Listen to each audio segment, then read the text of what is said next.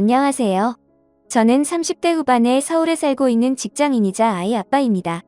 최근 저에게 생긴 일련의 사건들로 인해 많이 힘들기도 했고 많은 생각을 하기도 했네요. 누군가에게 속 시원히 터놓고 말할 수도 없는 내용이라 익명으로나마 이렇게 털어놓습니다. 먼저 제 속사정을 모르시는 분들이 듣기에는 너무나 당혹스럽게 들릴 수도 있으실 거고 저를 비난하실 수도 있으리라 생각됩니다. 하지만 저는 최선의 방법을 선택했고 그 책임은 오롯이 제 몫으로 남았네요. 오랫동안 고민해온 제 이야기를 한번 해볼까 합니다. 저의 부모님께서는 제가 어릴 때 사고로 돌아가셨습니다. 이후 조부모님이 저를 돌봐주시기는 했지만 어릴 때부터 부모님 없이 지내다 보니 가정에 대한 남다른 애착 같은 게 더 있었던 것 같습니다. 막연하게 빨리 가정을 꾸리고 싶다는 생각을 했지만 조부모님까지 돌아가신 이후로 혼자 살아야만 했던 저는 평범한 가정에서 자란 사람들과 달리 주변에 아무런 도움도 받을 수 없었죠. 혼자 살 집 구하는 것부터 힘들었으니까요. 그렇게 살다 보니 내 가정이라는 것에 대한 욕심도 조금씩 내려놓게 되더군요. 그런데 그렇게 어렵게 살아온 제가 몇 년 전에 결혼을 할 수 있었고 얼마 시간이 지나지 않아 예쁜 딸 아이의 아빠까지 되었습니다. 세상을 다 가진 기분이었죠. 저와 12살 차이가 나는 아내는 해외여행 중에 처음 만났습니다. 요즘이야 자유여행이 유행이지만 낯선 외국 자유여행이 자신 없었던 저는 여행사의 관광상품을 통해 여러 명이 같이 여행을 한 것이었는데 그곳에서 만난 그녀는 친구와 함께 왔더군요. 대부분의 사람들은 중년의 아주머니들과 아저씨들이었고 저는 일행이 없고 그녀와 친구는 단둘뿐이라 가이드를 따라다니는 여행을 하며 자연스레 저를 챙겨주던 그녀들과 이곳저곳의 관광지에서 대부분 셋이 함께 어울리게 되었습니다. 그때까지만 해도 그녀와 그녀의 친구는 저보다 한참 어린 동생이라서 귀엽기만 보았죠. 여행이 끝나고 다들 각자의 일상으로 돌아왔지만 그 5박 6일 사이에 정이 들었는지 그녀와 저는 계속 연락을 이어가게 되었고 별다른 진전 없이 지지부진한 만남만 이어오던 어느 날 결국 그녀는 참지 못하고 저에게 말을 했습니다. 오빠, 이럴 때는 우리 사귀자 하면 되는 거예요. 도대체 썸만 몇 달을 타는 거야? 그렇게 그녀의 고백으로 우리는 연인이 되었죠. 솔직히 말씀드리면 제가 그 이전에는 여자 경험이 별로 없고 오로지 일에만 집중해온 터라 연애에는 숙맥이었습니다. 하지만 저의 나이답지 않은 소극적인 태도에도 불구하고 그녀는 적극적으로 대시를 했고 저도 그런 그녀에게 매력을 느끼게 되었습니다. 사실 연애를 하면서도 관계의 리드는 그녀가 다 했네요. 어느 장소에 가고 어떤 지역에 있는 맛집을 가고 한복을 입고 고궁에 놀러가는 이벤트를 하는 등 생각도 못해본 데이트를 즐길 수 있었죠. 사실 저는 그냥 따라만 다닌 것 같습니다. 심지어 프로포즈조차도 처음 만났을 때 먼저 말을 걸어준 것처럼 그녀가 먼저 했으니 말 다 했죠. 오빠는 나랑 결혼 안 할 거예요? 이렇게 이쁘고 귀여운 내가 오빠랑 결혼이 하고 싶다는데 그녀와 몇 달 동안 연애를 하며 저 역시 그녀와 가정을 꾸리고 싶다는 생각을 하기는 했죠. 하지만 12살이라는 나이 차이가 항상 제 발목을 잡더군요. 아직 그녀는 하고 싶은 것도 할 일도 많을 나이인데 저 같은 늦다리 아저씨가 데려간다는 것이 미안하게 느껴졌습니다. 하지만 한편으로는 이렇게나 착하고 똑똑한 여자가 먼저 적극적으로 저를 좋다고 하는데 당연히 기분이 좋았죠. 이런저런 생각으로 고민만 하는 저에게 그녀는 몇 번이고 결혼을 하자 했고 결국 우리는 연애한 지 1년도 되지 않아 결혼 준비를 하게 되었네요. 혼전 임신이나 그런 이유는 아니었습니다. 여자친구는 저보다 나이는 훨씬 어리지만 결혼관이 확고하게 잡혀 있었고 아빠 없이 자라서 그런지 그 누구보다 빨리 결혼을 해 안정적인 가정을 꾸리고 싶어 했습니다. 물론 저 역시 같은 생각이었기에 그녀의 결혼 제안의 나이 차이에 대한 걱정은 묻어두고 결혼을 진행하게 되었죠. 이후 여자친구의 집에 인사를 드리러 간 날 저는 처음으로 장모님을 뵙게 되었습니다. 사실 여자친구는 아버지가 안 계십니다. 여자친구가 아주 어릴 때 돌아가셨다고 들었죠. 그래서 여자친구는 아버지의 얼굴조차 모른다고 했습니다. 그래서 그동안 혼자서 딸을 키우셨을 장모님을 생각해서 홍삼 선물 세트와 과일 바구니를 들고 인사를 갔죠. 한우도 사가려고 했는데 장모님이 고기를 즐기지 않는다고 하더군요. 그리고 장모님을 처음 뵌 순간 저는 충격을 받았습니다. 어머님이라고 호칭을 부르기조차 민망할 정도로 너무나도 젊고 청초하신 느낌의 여성분이셨으니까요. 제가 상상했던 어머니의 모습과는 너무도 달라서 전 잠시 어버버했던 것 같네요. 뭘 그렇게 놀라 내가 엄마 젊다고 했잖아. 죄송합니다. 당황한 표정이 그대로 얼굴에 드러났는지 여자친구가 제 옆구리를 쿡 찌르며 말했습니다. 물론 장모님께서는 이른 나이에 여자친구를 낳으셨다는 이야기는 익히 들어 알고는 있었으나 실제로 뵈니 당황스러울 정도로 젊으시더군요. 함께 식사하는 내내 장모님의 나이가 가늠이 안 될 정도였으니까요.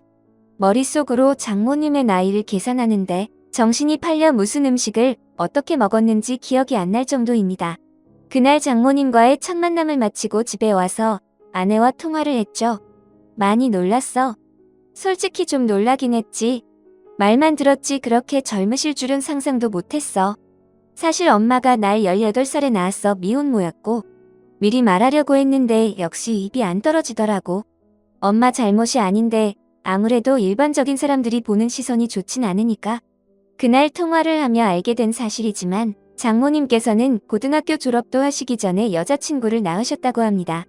그리고 장인어른은 사실은 돌아가신 것이 아니라 아이를 가진 장모님을 버리고 도망가 버린 것이라 하더군요. 당시 20살이었던 여자친구의 아버지는 장모님이 임신을 했다고 알리자마자 바로 군대를 핑계로 슬그머니 연락을 끊고 사라졌다 합니다.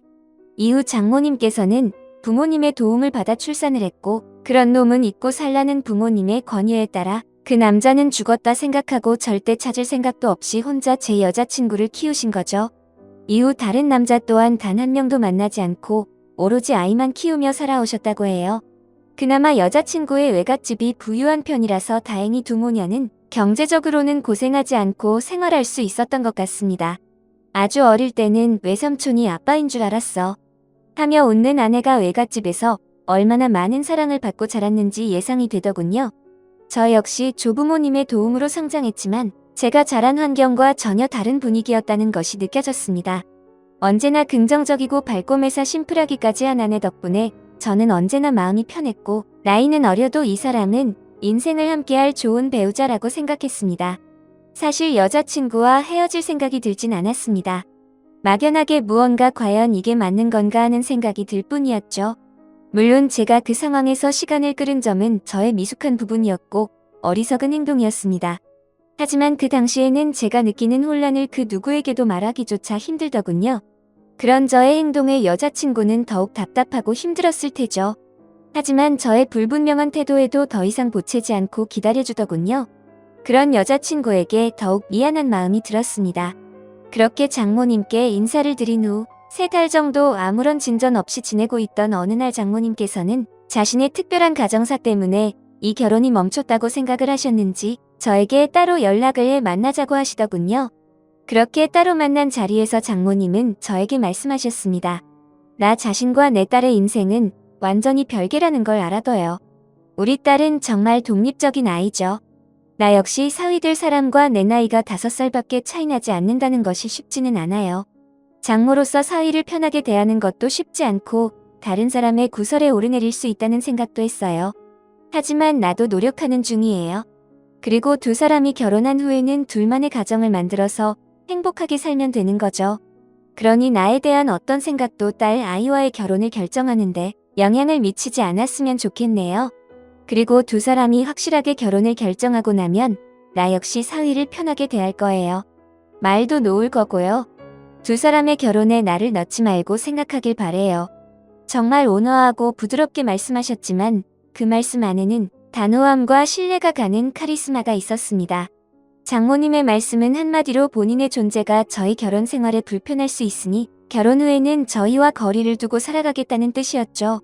전 장모님의 말씀을 듣고 딸에게 혹여 피해를 끼칠까 하며 걱정하시는 마음을 느낄 수 있었습니다. 장모님과의 만남 이후 제 마음에 불편했던 마음을 내려놓을 수 있게 되었고 마침내 저희는 결혼을 하게 되었습니다. 장모님의 도움을 받아 신도시의 아파트를 분양받을 수 있었고 몇 년 뒤 그 집이 완공될 때까지는 일단 제가 살던 투룸 빌라에서 신혼살림을 차리게 되었죠. 그렇게 우여곡절 끝에 행복한 결혼 생활이 시작되었고 아내의 바람대로 결혼하자마자 임신을 하게 되었죠. 아내의 소원은 단란한 가족의 생활이었습니다. 그리고 아내는 무사히 건강하고 예쁜 딸 아이를 출산했습니다. 아이가 태어나니 현재 지내고 있는 집이 좁게 느껴지기는 했지만 얼마 후면 새 아파트가 완공될 예정이었기에 우리는 마냥 행복하기만 했습니다. 그런데 사람이 뭔가 마음이 불편하고 내키지 않을 때는 다 그럴 만한 이유가 있는 것일까요? 행복한 생활에 빠져있기도 잠시, 우리 가정은 한순간에 산산이 부서지고 말았습니다. 혼자 아이를 돌보며 손목에 무리가 온 아내가 하루는 저에게 아이를 맡기고 병원에 다녀오던 중 음주운전자가 낸 교통사고를 당하게 된 것이죠. 사고 직후 화재까지 일어난 큰 사고였기에 아내는 손써볼 틈도 없이 그 자리에서 사망하고 말았습니다. 그렇게 사랑스러운 제 아내는 이제 돌도 되지 않은 딸아이만 남겨둔 채 하늘나라로 가고 말았죠. 저는 아무것도 할 수 없었죠. 아내의 갑작스러운 죽음은 저에게도 감당할 수 없는 큰 충격이었기 때문입니다. 어떤 정신으로 장례를 치렀는지조차 모르겠네요. 사망사고를 낸 음주운전자는 실형을 살게 되었고 보험금도 나왔지만 그것으로 저와 딸아이의 충격까지 보상받을 수 있는 것은 아니었습니다. 그나마 한 가지 다행인 것은 딸이 아직 아기여서 엄마의 죽음을 인지할 수 없다는 것이었죠. 하지만 제가 할 수 있는 것은 아직 젖도 떼지 못한 딸을 안고 우는 것밖에 없었습니다. 이 모든 것이 다 제 탓이라는 자책감에 너무 괴롭기만 할 뿐이었죠. 딸아이를 지키고 키워야 하는 생각조차 하지 못할 정도로 아내를 잃은 슬픔을 감당할 수 없었습니다. 결국 저는 정상적인 생활을 하지 못할 정도로 폐인이 되었고 먼저 간 아내를 따라가고 싶다는 생각을 하기에 이르렀죠. 그런 어둠의 시간을 보내던 어느 날 오랜만에 집에 초인종이 울렸습니다. 이서방, 집에 있어? 시끄러운 벨소리에 정신을 차려보니 장모님이 찾아오셨다군요. 저는 자고 있는 아기를 살핀 후 조심스레 문을 열었습니다. 아이고, 집이 꼴이 이게 뭐야? 지민이는? 하며 들어온 장모님은 가장 먼저 아이를 살피고 바로 집안일을 하기 시작했습니다. 아내가 그렇게 떠났어도 아이는 지켜야지. 지금 이게 뭐 하는 거야? 회사도 안 간 거야? 어린 지민이 두고 내 딸 따라가기로 마음먹은 거야? 그런 장모님의 모습을 보며 아무런 말도 하지 못했죠. 그날 이후 장모님은 매일매일 찾아오시다가 언젠가부터는 지민이와 함께 옆방에서 주무시며 아이를 봐주셨습니다. 솔직히 저는 혼자 지내고 싶었지만 아기 때문에 어쩔 수 없었어요. 처음에는 그렇게 막무가내로 오신 장모님이 귀찮고 불편했습니다. 하지만 장모님 덕분에 무사히 일상으로 돌아올 수 있었고 회사로 복귀할 수도 있었죠. 무엇보다 아이에게 엄마의 빈자리를 채워줄 수 있어 다행이라는 생각이 들었죠. 그때 장모님이 저희 집으로 찾아오지 않으셨다면 제가 어떤 선택을 했을지는 아무도 모를 일입니다. 분명히 전 아이에게 좋은 아빠가 되어주겠다고 약속을 했는데 아내와의 갑작스러운 이별을 하며 제 슬픔에 도취되어 아이조차 생각하지 못한 거죠. 장모님이 오신 이후 힘들지만 다시 하루하루를 살게 되었습니다. 그리고 그 지민이의 돌이 지나고 얼마 후에 분양받은 집이 완공되어 저와 아이 그리고 장모님은 그 집으로 이사를 하게 되었습니다. 새로운 환경으로 옮기고 한 해, 두 해 지나며 아내에 대한 슬픔도 조금씩 잊혀져 가는 듯 했습니다. 장모님께서는 지극정성으로 저희 딸을 키우시며 본인 딸을 잃은 슬픔을 견뎌나가셨던 것 같습니다. 물론 저에게도 잘해주셨습니다. 아침밥을 항상 챙겨주셨고 퇴근 후 같이 식사할 때도 많았죠. 저 대신 아이를 돌봐주시는 장모님이 힘들지 않도록 집안일에도 신경을 썼습니다. 그리고 주말에는 장모님과 아이를 데리고 놀이공원에 가기도 했고 다른 주말에는 장모님이 쉴 수 있도록 제가 아이를 데리고 놀러 가기도 했죠. 그렇게 지내다 보니 조금씩 장모님에 대한 친근감과 편안함이 더해만 갔습니다. 그리고 저희 딸은 장모님의 보호 아래 무럭무럭 자라서 5살이 되었습니다. 그러던 어느 날 퇴근길에 제가 장모님 드리려고 맛있다는 빵집에 들려 빵을 사다 드렸죠. 이 집 빵이 맛있대요. 좋아하실 것 같아서 사왔어요. 장모님은 한 입 베어 드시고는 어머 정말 맛있네. 한번 먹어봐. 하며 너무나 자연스럽게 빵을 잘라 제 입에도 넣어주시는데 받아 먹으면서도 흠칫하는 기분이 들더군요. 사실 이런 것은 연인이나 부부 사이에서나 할 법한 행동이었죠. 장모님 역시 본인의 행동에 순간 겸연쩍하시는 것 같았습니다. 정말 맛있네요. 많이 드세요. 하며 어색한 목소리로 무마하기는 했지만 다시금 머리가 복잡해져 왔습니다. 사실 지금 딸아이가 장모님을 엄마로 알고 있거든요.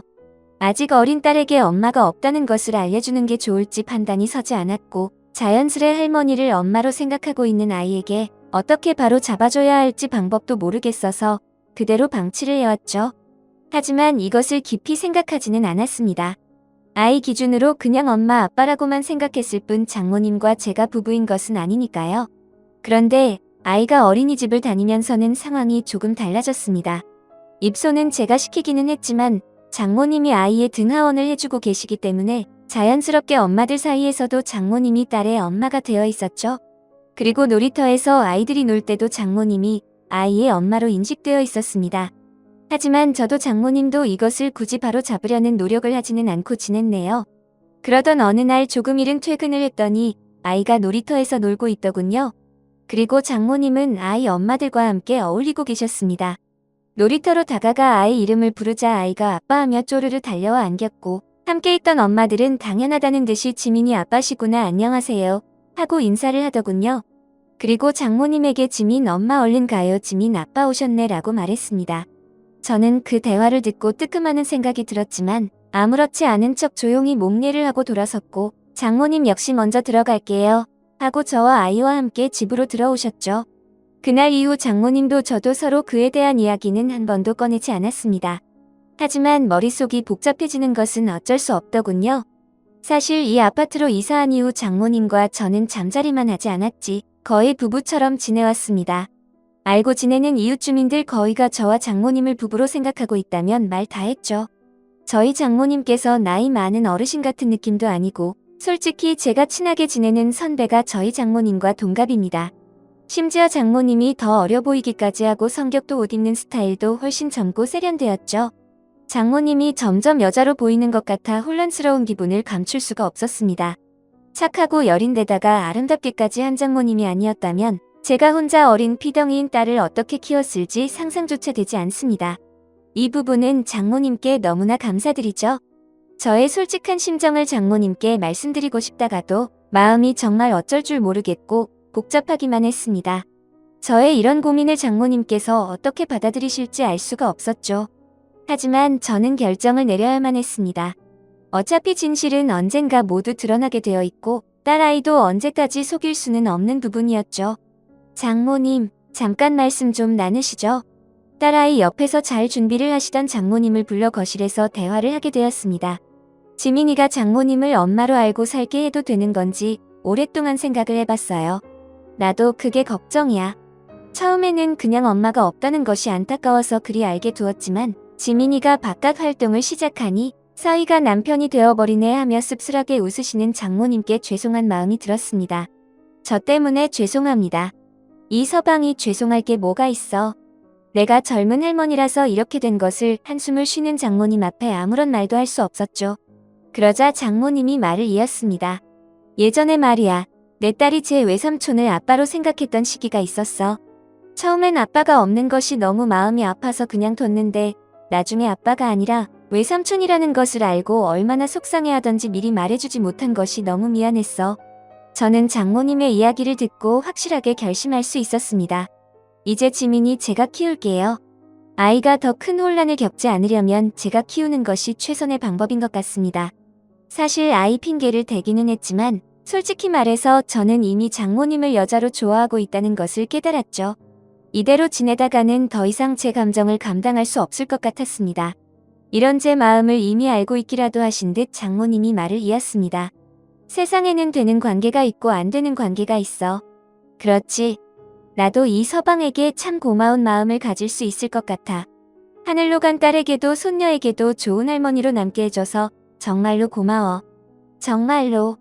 그렇게 장모님은 저희 집에서 나가셨습니다. 다시 본인이 살던 집으로 돌아가신 거죠. 물론 아이는 갑자기 엄마가 없어진 것을 받아들이지 못했습니다. 한참을 힘들어 하더군요. 저는 그런 아이가 저와의 생활에 적응할 수 있도록 회사에 1년간 육아휴직을 신청했습니다. 그리고 아이를 위해 열심히 노력하고 있죠. 이후 장모님께 간혹 아이 사진과 동영상을 보내드리기는 하지만 아직 찾아뵙지는 않고 있습니다. 장모님이 집을 나가시면서 아이가 장모님을 보면 이제 알아볼 수 있으니 제가 재혼해서 제대로 엄마를 인식하기 전까지는 서로 보지 말자고 당부하셨거든요. 물론 저 역시 아직 장모님과 보낸 그 시간이 너무나 그립습니다. 하지만 장모님 말씀대로 저와 장모님은 안 되는 관계이니 이대로 접을 수밖에 없겠죠. 저는 아직은 재혼 생각은 딱히 없네요. 나중에 시간이 지나면 제 생각이 어떻게 바뀔지는 모르겠지만 지금은 딸 아이를 위해 최선을 다하며 살아가 보려 합니다. 제 이야기를 들으신 누군가는 저를 정신나간 놈이라고 비난할 수도 있다고 생각합니다. 그래서 주변 지인에게 이런 이야기를 털어놓을 수 없는 것이 사실이었죠. 그래도 이렇게 익명으로나마 털어놓을 수 있다니 조금 후련한 기분도 드네요. 저의 조금은 부끄러운 심정을 담은 이야기를 읽어주신 분들, 여러분의 가정에 행복 많이 가득하시고 좋은 추억 많이 만드시길 기원합니다. 지금까지 제 이야기를 들어주셔서 고맙습니다. 네, 오늘 사연은 여기까지입니다.